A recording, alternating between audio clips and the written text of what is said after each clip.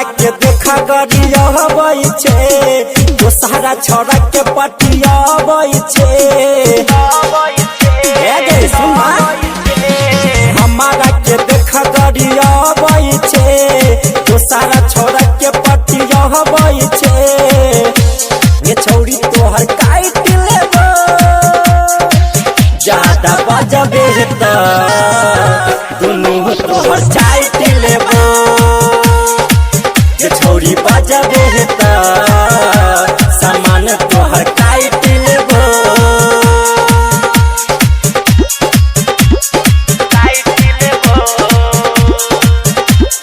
ये छौरी बजबे त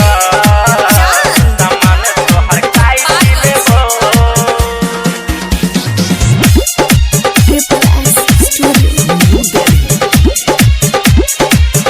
छौरी गेलही तू नानी गाम गे ओत जाक भेलही उदम गे घरे आक तू भेलही उदम गे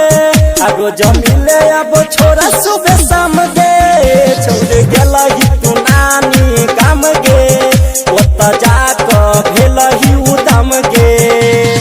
हमारा के देख कैला जहरई छे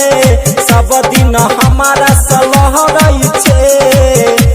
जे छौरी तोरा साइड देबो कुछ कहबे त भीतर सावनाई तू देबो ये छौरी बजबे त सामान तोहर काट लेबो काट लेबो ये छौरी बजबे त सामान तोहर काट लेबो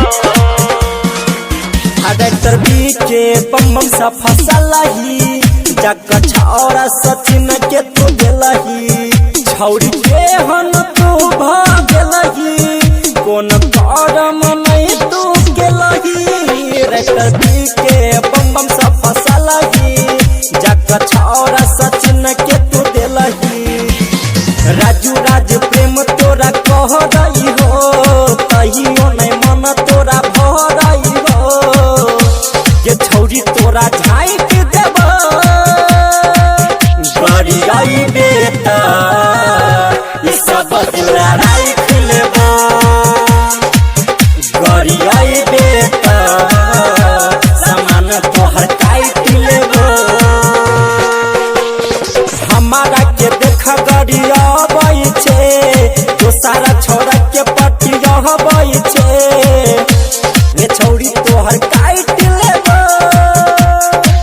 ज्यादा बजबे त दुनू तोहर चाट लेबो ये छौरी बजबे त